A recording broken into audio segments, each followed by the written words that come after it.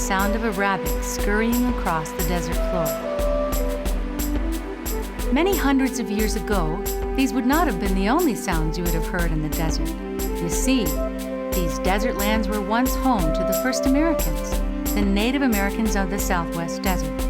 You would have heard the sounds of their voices, their songs, their music, and their lives. Segos Kenengo, my name is Digali Wakwa, she sings, or you can call me Joanne Shenandoah. I'm a Native American Wolf Clan member of the Oneida Nation, the Iroquois Confederacy. Native Americans have lived on these desert lands for thousands of years. Today I would like to share with you the story of the Native Americans of the Southwest.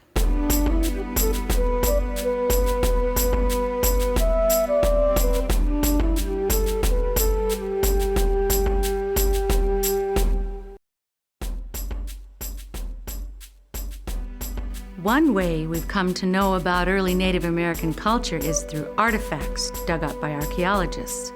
Artifacts are things like pottery, jewelry, and tools. By exploring artifacts left behind, we can learn a lot about what life was like for the first American people. You may wonder, how did the first Americans come to live on this land? Well, many scientists believe that thousands of years ago, much of the northern hemisphere was covered with huge sheets of ice called glaciers. This was the Ice Age. The cold temperatures caused more and more water to freeze, and the level of the oceans dropped. When this happened, a land bridge crossing the sea between Northeast Asia and North America was revealed. Bison, caribou, and other large animals crossed over the bridge, and the Asian people who hunted these animals and depended on them to survive followed. The people settled all over North America and formed groups or nations, becoming the first Native Americans. Some of these people settled in the Pacific Northwest. Others settled in the woodlands of the Northeast region of America. Still others settled in the Great Plains.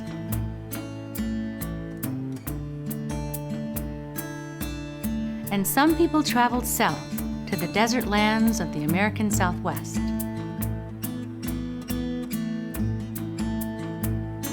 Today we call these people the Native Americans of the Southwest. These people formed groups or nations like the Hopi, Zuni, Apache, and Navajo. These people were some of the first Americans, the Native Americans of the Southwest. Much of the Southwest is desert. The land is uneven with plunging canyons, sharp cliffs, and hills with flat tops called mesas. The Southwest is hot and dry. The sun shines almost every day, and there are not many trees to provide shade. Rain almost never falls, and there are very few rivers and streams, so water is sparse. However, despite the rigorous environment, many Native American people made their homes in the Southwest for thousands of years. At first, the Native Americans of the Southwest found shelter in caves.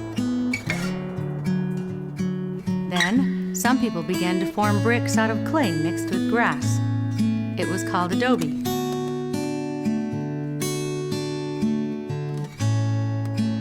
They used these bricks to build houses called pueblos.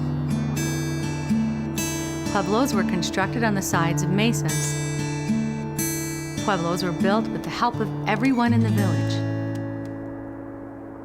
Men would build the structures, and women would put on the adobe. Small windows and doors kept pueblos dark on the inside. Living in one felt like living in a cave. Inside it was cool during the day and warm at night. To get in and out of the adobe houses, ladders were used. Ladders were made of wood. The ladders were pulled inside when they weren't being used, and this kept unwelcome visitors out of their homes. Pueblos were like modern-day apartment buildings. They could be built to stand up to 7 stories high, and inside they were divided into many different rooms. Hundreds of people could live in one pueblo. Each family had at least 2 rooms to themselves. As the family grew, more rooms were built on top. Pueblos also had common rooms, which were shared by everyone who lived there. At the bottom of every pueblo was a special round room called a kiva. Kivas were used for special ceremonies.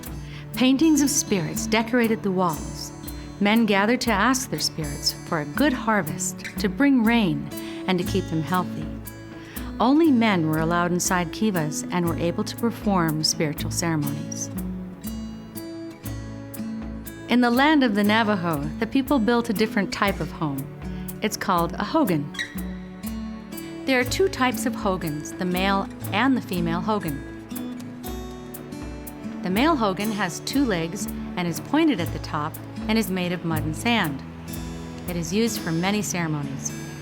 The doorway always faces east to meet the rising sun. This way, the hogan and the family that lives inside can greet the sun the first thing in the morning. The female hogan is shaped differently. It is a round dwelling with a domed roof. The dome is covered with dirt and tree bark, while the outside walls are filled with tree mark and clay mortar. Inside, wooden poles about 5 feet tall line the walls, and above them is a framework for the ceiling, which consists of poles laid on each other in a circular fashion. The hogan, because of its thick earthen walls, is cool during the heat of the summer and warm during the winter months. Southwest Native American people were quiet and peaceful. There was little fighting. Men and women worked equally hard to support their families. Men provided the food by planting squash, beans, and corn. Women helped in the field. Men also hunted for wild turkeys or rabbits. Women were in charge of the homes. They prepared the food and cooked meals. Corn was eaten at every meal, but in different ways. Native Americans knew over 50 different ways to cook corn.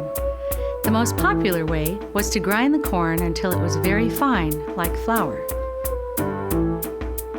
Daily duties such as fetching water and washing clothes. Women also weaved baskets, made pottery, and created jewelry. Children helped with household chores. Young boys learned how to farm, hunt, and make tools from their fathers. Young girls would practice preparing food and cooking meals alongside their mother. They learned the art of making pottery, basket weaving, and sewing too. The dry climate of the desert didn't make finding water easy, so southwestern natives invented ways to preserve what little water they had. They would store rainwater in ditches near the crops and use it to water the crops. The culture of the southwestern nations reflected the land around them. Clay pottery was decorated with paintings and carvings. They were called talking pots because the pictures told a story. Most clothing was made of cloth, although sometimes it was made of animal skin or fur. Some men wore skirts with belts and others wore pants. Women wore long dresses, and before they were married, they wore earrings. After marriage, women wore their earrings on their necklaces.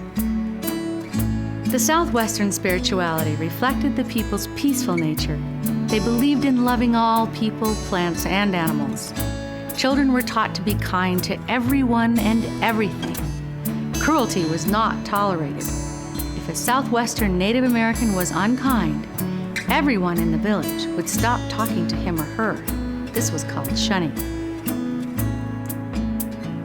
Southwestern nations believed in many kachinas, or spirits. They made kachina dolls to represent the spirits and to teach children about them. They were made of dried cottonwood fruit and painted. Kachina dolls were sacred objects and were treated very gently. Southwestern native nations like the Hopi, Zuni, Apache, and Navajo lived in the deserts of North America for thousands of years. However, they were uprooted by American soldiers during the Civil War. You see, Americans wanted their land. Soldiers destroyed the Native American crops, lands, and homes. Many Native Americans were killed. Many nations were forced to migrate to reservations, land set aside for Native Americans only. It's important to know and understand the fascinating history of the Native American people. It's the story of their past, but it's also important to realize that today, many Native Americans don't live on reservations. They live in towns and cities just like you, and their lives are not much different than other Americans. What truly is important is that Native American people preserve their customs, culture, and spirituality, just like other American families preserve the customs and cultures passed down from their parents and grandparents.